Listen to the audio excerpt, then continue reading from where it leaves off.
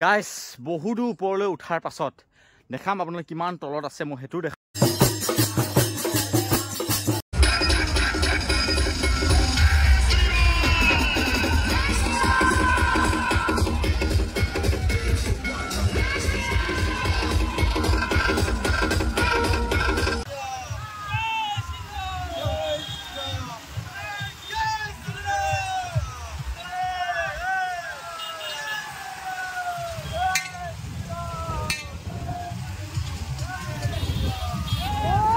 জয় Shriram guys মই আছো সীতা জখলাত আপোনালোকে নিশ্চয় জানে সীতা জখলা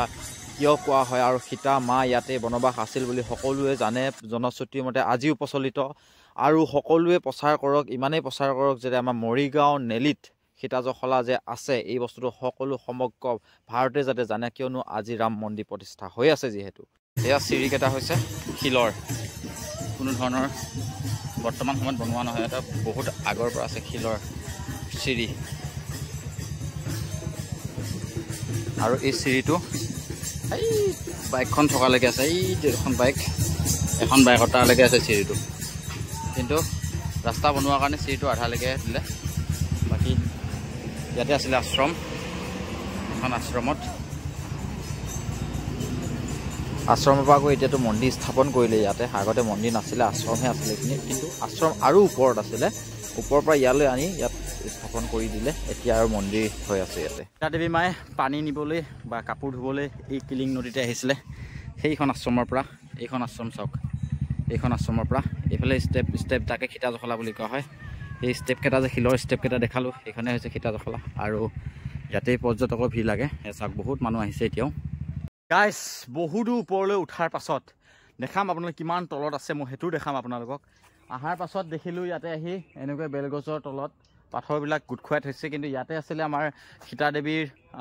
মন্দিৰ বা আশ্ৰম য'ত বাল্মীকিৰ আশ্ৰম বুলি কোৱা হয় তেখেতৰ আশ্ৰম ইয়াতে আছিলে আৰু আমাৰ ককা দেউতাহঁতে আজু ককাহঁতে কোৱা মতে আৰু শুনি আহিছোঁ সেইবিলাক কথা আৰু লগতে আমাৰ পুৰোহিতসকলেও সেইখিনি কথাই কয় যে ইয়াতে আশ্ৰম আছিলে বাল্মীকিৰ য'ত সীতা দেৱী বসবাস কৰি আছিলে আৰু লগতে সীতা দেৱীৰ পুত্ৰ লৱকুশও আছিলে আমাৰ পাথৰবিলাক আপোনাক দেখাই আছোঁ আপোনালোকে চাওক কেনেকুৱা ধৰণৰ পাথৰ ইয়াত দেখিছেনে প্ৰায় বহু বছৰ ইয়াতে এতিয়া ধৰক ধূপ ধূনা লগোৱা হয় আৰু ইয়াতেই সীতা দেৱীৰ আশ্ৰম আছিলে বুলি মানে আগৰ জনশ্ৰুতি মতে কোৱা হয় বা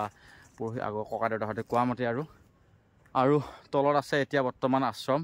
সেইখিনিও আপোনালোকক দেখা পাইছে আৰু এতিয়া কিমান ওপৰলৈ উঠিলোঁ সেইটো বস্তু আপোনালোকক দেখাই আছোঁ চলো আপোনালোকে যদি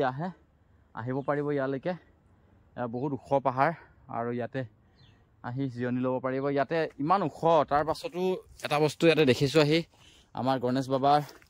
ইয়াতে দেখিছেনে এইবিলাক তেওঁলোকে লেট্ৰিন কৰি থৈ গৈছে ইমান ওপৰত আমি আহিবলৈ ইমান ভাগৰ লাগে তাৰপিছতো তেওঁলোকৰ ইয়াতে ইমান ওপৰত আহি বৰ্তমান নাই বাৰু চাৰিওফালে সমতল এইখিনি অলপ আৰু বাকী যাওঁতে এতিয়া দেখাই আছোঁ পাহাৰটো কিমান ওপৰত আমি আছোঁ চলো এই বাটেৰে আমি উঠি আহিছিলোঁ এই বাটেৰে কিন্তু এটা বস্তুৱে বেয়া লাগিছে ইয়াতে ইমান এটা পপুলাৰ নাম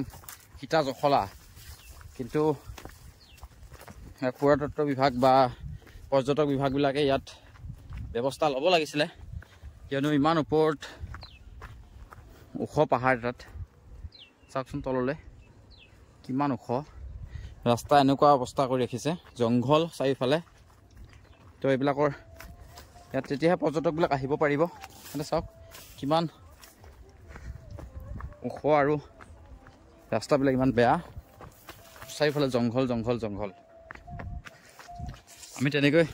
আহিলোঁ এতিয়া খৰাং ছিজনৰ কাৰণেহে আহিব পাৰিছোঁ যদি বৰষুণৰ ছিজন হয় তেতিয়া ইয়াত আহিব নোৱাৰি একেবাৰে তো চাওক এনেকুৱা ৰাস্তা নাই বুলি ক'লে ভুল নহয় আৰু খালি সৰু লুংলুঙীয়া এটা বাট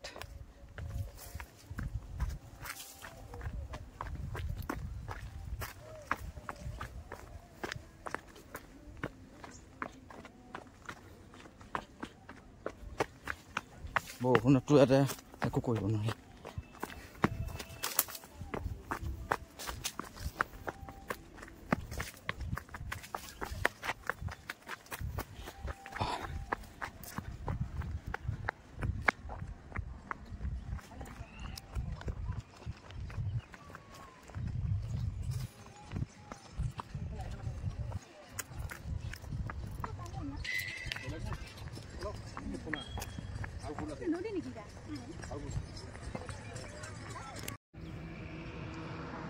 এইটো হৈছে কিলিং নদী। এই অলপ আগত গৈ কিলিং গাঁও নদী নামেৰে এখন গাঁও আছে। এইখনে হৈছে আশ্ৰম, বৰ্তমান আশ্ৰম, য'ত সীতা জখলা বুলি প্ৰচলিত। কিমান ডাঙৰ বিশাল পাথৰ, এইটো বিশাল পাথৰ কিলিং নদীৰ ওচৰত। আৰু সীতা জখলা, ইয়াকে কয় সীতা জখলা।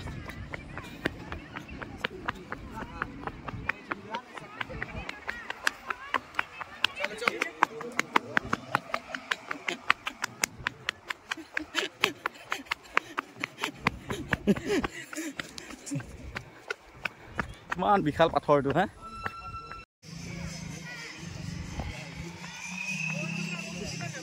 কেনেকুৱা লাগিলে আহি? ইমান বিশাল পাহাৰ হয়, পাহাৰটোত হয় শিল,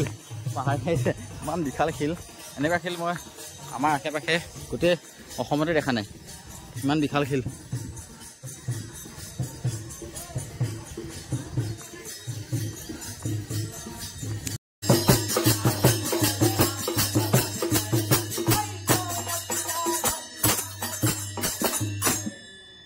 চাবলৈ ওলালোঁ, কিন্তু ইয়াতে এটা কথা আমি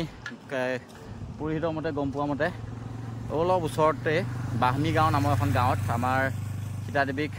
লক্ষ্মণে যেতিয়া থৈ গৈছিলে, সেই গাঁওখনতে থৈ গৈছিলে। এতিয়াও মানুহবিলাকে কয় তাতে বাহনী গাঁও বুলি, সেই গাঁওখনত। আৰু এই সীতা জখলা ইয়াতে আহি তেখেতে বনবাসত আছিলেহি।